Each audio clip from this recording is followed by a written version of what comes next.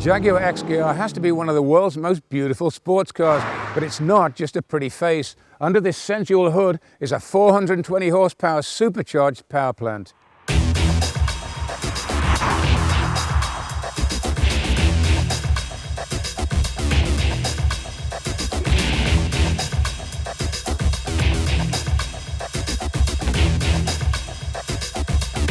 The still fairly new XKR is available in both coupe and convertible guise, and my most recent experience was with the ragtop. The R, incidentally, is Jaguar speak for a high-performance version of a particular model. Compare it to a Mercedes AMG, Audi S, or a BMW M.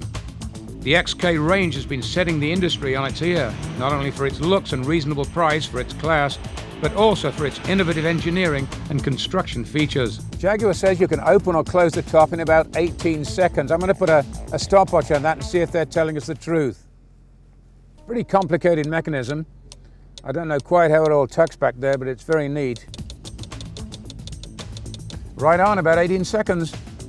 The car is as sleek and slippery as an automobile can get, and follows to some extent the general lines of its predecessor. There isn't a crease anywhere. It's all clean, voluptuous, flowing lines, which have something in common with earlier cars like the E-Type and XK120. So how do you spot an XKR out on the road? Well, first of all, we've got these massive wheels, large in diameter, very wide. Supercharged engine is given away by this piece of trim here, one on each side of the hood. And at the front, we've got this mesh grille work, which is characteristic of R-Type Jaguars, performance Jaguars. It reminds me of an old race car of the 1930s. It looks wonderful.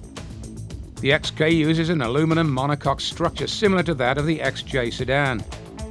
The entire body is aluminum, and it's exceptionally stiff and rugged. The interior is very Jaguar traditional, and people who like British cars and historical cars will like that. There's lots of wood, lots of leather. The wood is beautifully done, all handcrafted, just great. A lot of steering wheel controls. This is a very modern, very up-to-date Jaguar. The whole interior is basically easy to figure out. There's a very good touchscreen system which operates navigation, climate, and that kind of thing. I'd rather have the radio in a different location than this, but it does work okay once you get used to it.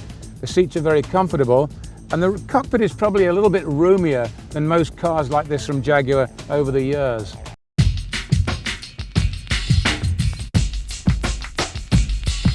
Power for the sleek and luxurious XKR comes from a 4.2-litre V8 of advanced design, developing 420 horsepower with the help of a supercharger.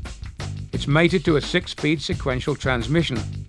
Jaguar claims a 0 to 100 km/h figure of around 5 seconds, which is very quick by any standard. The Jag just leaps off the line, and as speed increases, the supercharger makes sounds to delight the ear of anyone with a passion for fine machinery. It's just pure delight, and acceleration is breathtaking, pinning driver and passenger back in their seats if it's really given a chance. Although this is a very refined automobile, Jaguar made serious efforts to ensure that the car boasted a nice throaty engine note. The sequential transmission provides very fast shifts, though even in straight automatic mode, this car will really get up and go. Probably the best compliment I can pay this new Jaguar is to say that it handles much like a smaller car. These Jags have always been quite large and heavy, but intensive work the company has done on suspension, damping and stability control have really paid off. This is a highly desirable car at a reasonable price for its lofty class. The convertible XKR will run you about $127,000, quite a bit under some segment rivals. Jaguar's always had a reputation for value for money, and this one continues that tradition. This is a very expensive car by some standards, but if you look at the competition, this one is quite a bargain. For the new driver's seat, I'm Tony Whitney.